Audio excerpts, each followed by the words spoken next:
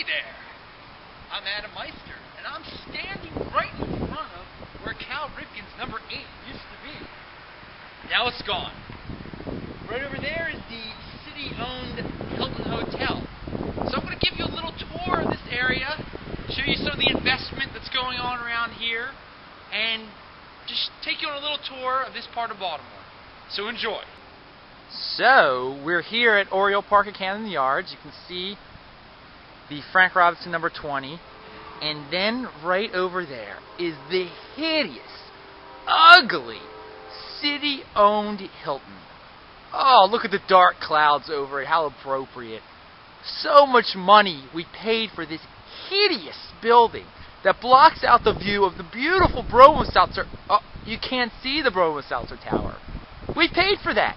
The view is destroyed. But that's not the worst of it all. This money, it could have been spent on so many other things. So let's travel up Eutaw Street some. Okay, we're a little bit further up Eutaw now. We're about 2-3 blocks from the stadium. There is what the Bromo-Seltzer Tower really looks like. Oh, before we get to the Hippodrome, here is this Redwood apartments, luxury apartments. Some of the medical school students live here. I actually was at an after party here once. The guy had a really nice apartment.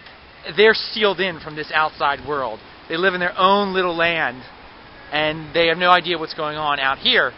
And although you can call it development, it really doesn't mix with on the street level. You don't see them walking around out here. Now, you don't see anybody walking around out here, actually. But there are a bunch of people who live in that building.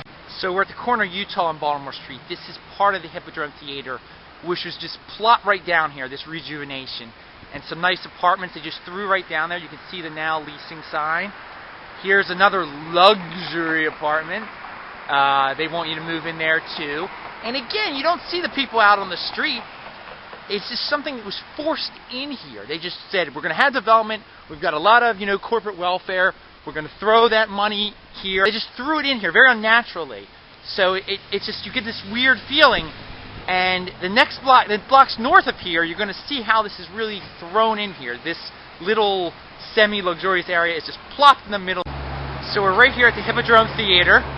And these 3 buildings all right in a row were all redone, are all part of the Hippodrome Theater. It's very fancy at nighttime. They even put this Lucy's Bar here. It's out of business now. There's another one down the street that's out of business also.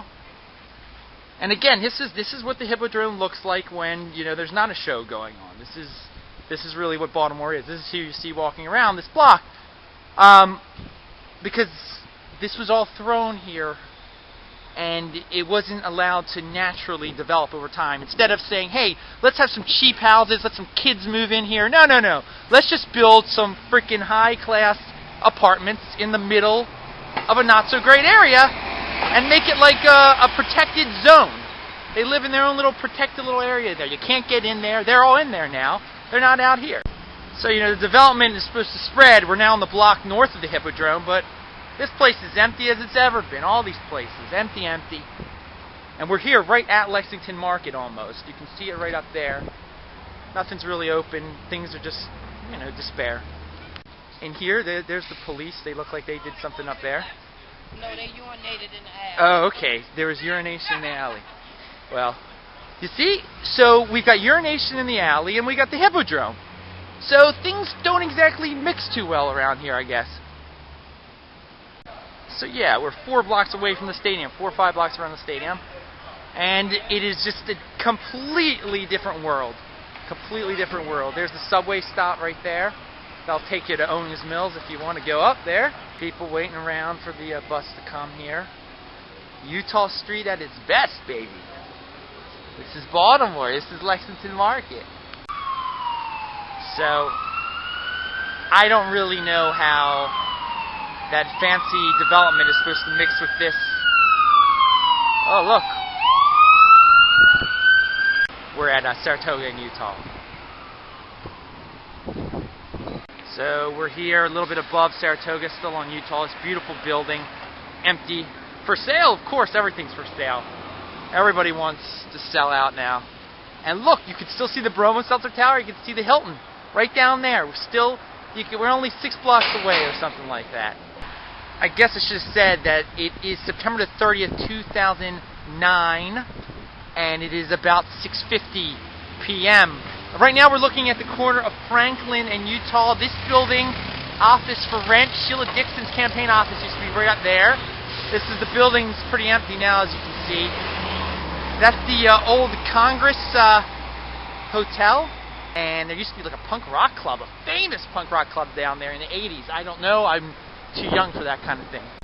So we're at the corner of Monument and Eutaw. This building right here used to be Associated Jewish Charities a long time ago. As you can tell, it is not anymore. Look, you can't really see down there, but down Monument, straight down there only 3 blocks away, is the Washington Monument. Here is the BGE walled-in facility. They used to have a much uglier building than this. Uglier wall than this. The people in Seton Hill really fought for this change. When I was running for city council, it was a big thing for me personally, because I really like those people over there in Seton Hill. And you can see right down there the next monolith we're about to hit, the ugly State Center building. So on one end of Eutaw, you have the ugly monolith of the hotel, and at the other end here, we're going to be there in a second, is the ugly State Center. We're still around the land that BGE owns here in Seton Hill.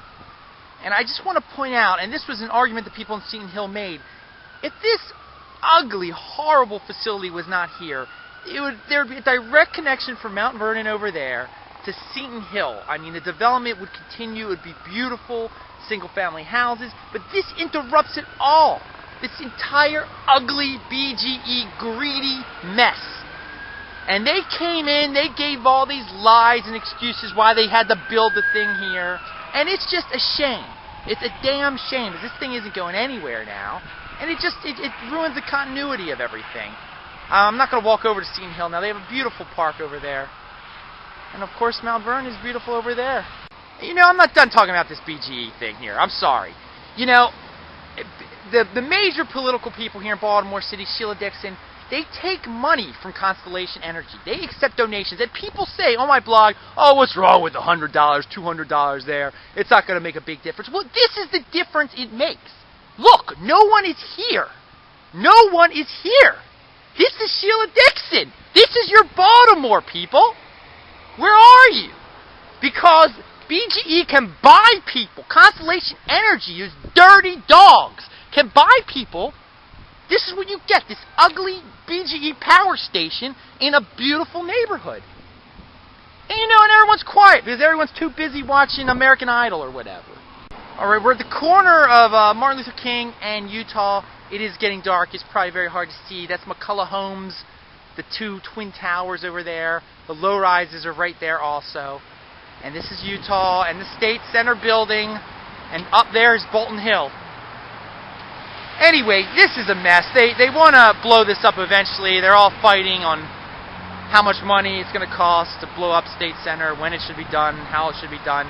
And to tell you the truth, they should blow up McCullough Homes over there too. You know, instead of spending all this money on hotels down 15 blocks from here, they should be focusing here, at least. I give the state credit. They want to sell these buildings, get rid of the ugly State Center, useless. I mean, look how dead it is here. You know, it's nice outside. It's a little chilly tonight. It's September 30th. But no one is out here. It's not even 7 o'clock yet. And right there is Mount Vernon, right down there. This area has so much potential where I'm standing. And we have a parking lot.